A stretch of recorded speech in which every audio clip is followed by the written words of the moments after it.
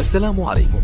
لا تنسوا الاعجاب بالفيديو والاشتراك في القناة تشجيعا لنا لنستمر بنشر المزيد ان شاء الله.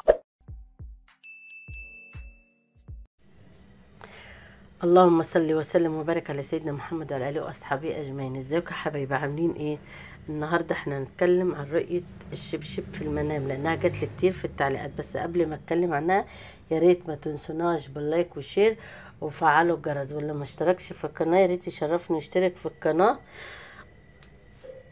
واللايك يا جماعه، اللايك. وكل سنه وانتم طيبين، وبلغنا رمضان على خير، ويرزقكم يرزقنا من حيث لا نحتسب.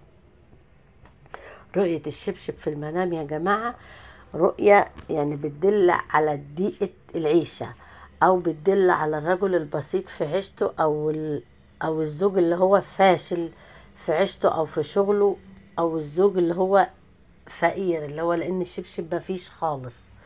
فالفقر بتاع الله والغنى بتاع الله، بس احنا بنتكلم على تفسير الرؤى. فهو الشبشب يا جماعة أعزكم الله دالل على ان فيه كثرة المشاكل وكثرة الهموم والضيقة المادية والهموم، دالل على حاجات كتير الشبشب، لان الشبشب بيبقى مفيش. طيب لو ست شافت ان الشبشب بتاعها ضاع، ده كثرة الهموم بينها ومشاكل وضيقة مادية بينها وبين زوجها، لانه بيبقى خلاص الشبشب ده يعني هتمشي حافية، مفيش ولا في فلوس ولا في اي حاجة، بل هيزيد المشاكل والهم والكرب والضيقة. تمام.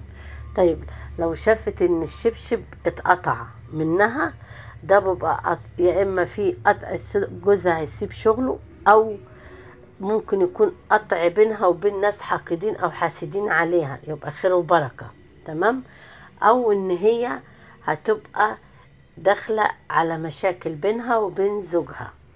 تمام، ده قطع الشبشب. طيب لو بنت مش متزوجة، بنت عزباء، وشافت ان هي لابسة شبشب، تصرف نظر عن الزواج. ليه بقى؟ لانه هيبقى على قد حاله، هيبقى بسيط، هتبقى عيشتها ضيقة جدا، هتبقى عيشتها كلها هموم ومشاكل وديون، مفيش، عيشته على قده مفيش خالص. فبالتالي ربنا بينور بصيرتها ان يعني ايه، تبقى عارفة ان عيشته دي على قده. وبيدل الشبشب برضك على الرجل الفاسد الفاشل اللي مش نافع في حاجة، والله اعلى واعلم. تمام. بس بيبقى ده الشبشب دليل على كده، دي دلالة على كده. طيب لو راجل شاف ان هو لابس شبشب والشبشب وسع عليه وحلو، ده ربنا ان شاء الله يوسع في رزقه وهيسد دينه ويفك ضيقته.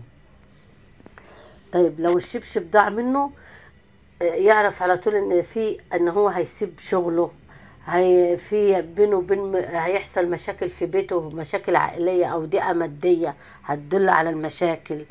طيب لو شاف ان الشبشب اتقطع، دي علاقته بالناس اللي معاه، في ناس حقد عليه، ناس بغل، يعني يكون زوال هم بقى له ان هو اتزاحوا من قدامه، والله اعلى واعلم. طيب لو انت بتشتري شبشب وانت شايفه ان انت بتشتري شبشب والشبشب جديد وحلو ومقاسك، اعرف ان شاء الله ان ربنا هيسد دينك شويه، هيفك الكرب اللي انت فيه. تمام، او الضيقه اللي انت فيها لو انت بتشتري شبشب.